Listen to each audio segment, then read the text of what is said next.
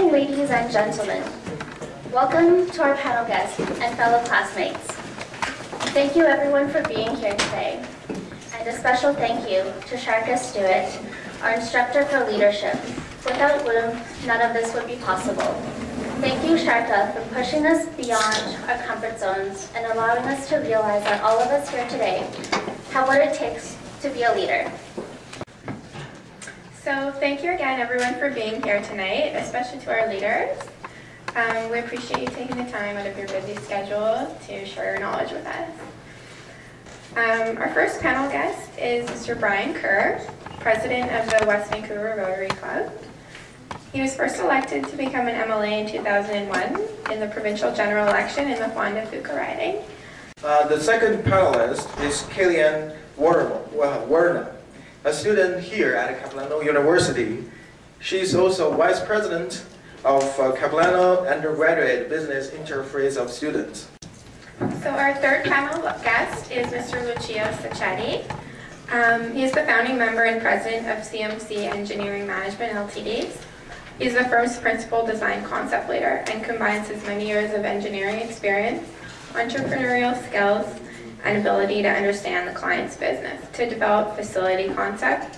The fourth leader on the panel is Stacy Mitchell, a social butterfly.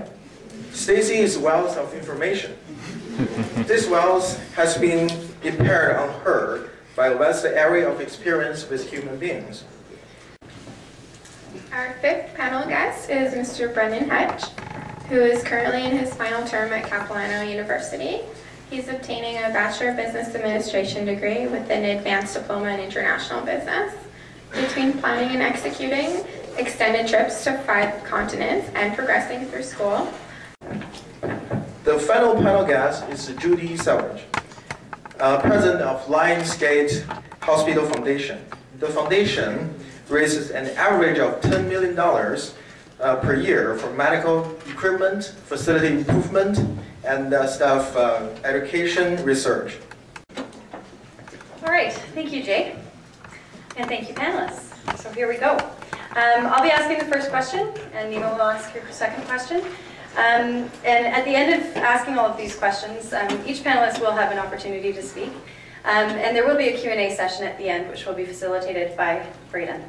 When have you effectively led change, and what do you think made you successful? And whoever. Unfortunately, I was warned in advance about these questions. I thought I would go back to my days as an accountant, but I'm pretty long in the tooth for those days, and we talk in terms of 1970 and 1980. So maybe I'll just go to Nestor's Market, which a number of you may have heard of and have even shot there. Probably gave me my livelihood at one time. And I recognize, I call it leakage, I recognize that what we have to do to change this particular business is to get people to think differently and get them to do their shopping Sunday night before going down to Vancouver. The vision that I had at that time was to make Sunday one of our busiest days. We started Nestor's in 1987.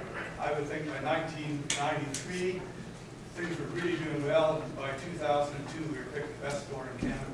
Last year I recognized that there was a gap in what the students were actively participating in that was offered by the school and displayed to their courses. So Capilano University has so many different things that we can take advantage of to enhance our educational experience. We have study abroad opportunities, we have groups and committees that we can be involved in.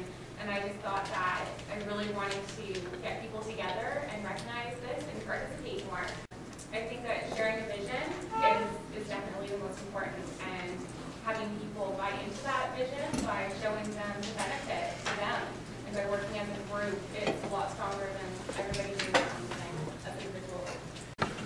I was kind of reflecting on how to indicate you what is the most effective way to that change to be changes. Is basically one of the things that I found that unless we can get our client to change the perception of what the profession was, it will be very difficult to get their trust. Consulting is all about acquiring trust about your client. and come down and talk to the client and be able to really not work for the client, but work with the client and finding solution to their problem. Small and big. That means I have to understand what they were doing, understand their problem, and then integrate my company in their company so that together, not alone as a consultant, but together, we will find a solution that will work for them. So changes are difficult. Changes are, everyone's afraid of changes, but changes are necessary. Working with people that were as passionate about what I am passionate about. What am I passionate about? People, human beings. And through our discussion, we both got really excited about how the skills that social fluency teaches can benefit everyone, every man, every woman. What makes me successful is, again, my passion for people, but more than anything, modeling the behavior that I teach. Modeling the behavior of a confident person, believing that I am successful. Try to employ some sort of coaching techniques in terms of encouraging people's development, sort of inputting what they've done and giving them positive reinforcement. So I guess it was just the legitimacy of actually having results of, talking to people, making them feel a bit more happy with their work, more pleased and satisfied to be there. My challenge was changing the culture of the organization. And the way I did that was through communication. I think the other significant was empowering the existing staff who were very nervous about losing their jobs. So empowering them to take on new responsibilities, mentoring them and supporting them. So question 2 is, what do you think are some of the biggest changes, or biggest challenges in leading change? Providing timely and complete information. If you don't give enough information, that's when rumors start and misinformation. Being very open and transparent. And acknowledging individuals' contribution.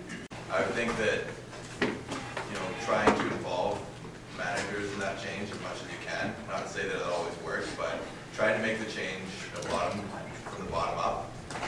Just really creating that environment where people can learn and people can feel that they're part of the change. Offer inspiration, and so then therefore model the behavior of someone who can cope with change. And I have to make me trust me. I have to make them trust me with their change. There's the external factors of change. The stakeholders and customers you might have might also be resistant to change because they like the way they've dealt with you in the past. Internal, efficient-centric type of company to one that's a customer-centric company.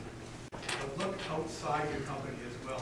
Or I won't use the word company, but look outside your organization as well, because you're going to find resistance there that you'll have to overcome. What do you think is going to be important for future leaders in order to implement change successfully?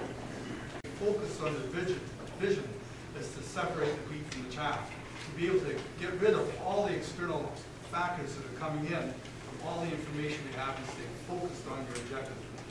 As a leader, you need to be a leader in your own life, and you need to be successful and happy with yourself and believe in yourself in many ways. Get a good education, but a variety of education, so that you know a little bit of everything, so that you don't have to depend on what this guy can do, or this accounting is very okay to think or the other politician or something. Get yourself prepared. Get yourself prepared so that you can react to a change. It's incredibly important for us each to learn how to accept feedback in a way that benefits us all. It's kind of corny, but it's, the only thing that's certain is uncertainty. I mean, you've heard it before, but that's just how the world is going now. I mean, if you were to run a business and you were to remain stagnant, if you weren't to be able to adapt and absorb changes, then your business is dead. All going to boil down to nurturing relationships and communication. And also recognizing that different generations like to communicate in different ways. My other advice for future leaders is to find a mentor. Find somebody who you respect as a leader and consult with them on how to implement change. You need to be a leader in your own life before you can lead elsewhere. Learn as much as possible about what makes the world tick. There's no constant. You mentioned the floor being quicksand. Accepting criticism, Stacey, I think that was really well said. Nurturing relationships, and it's all about communication.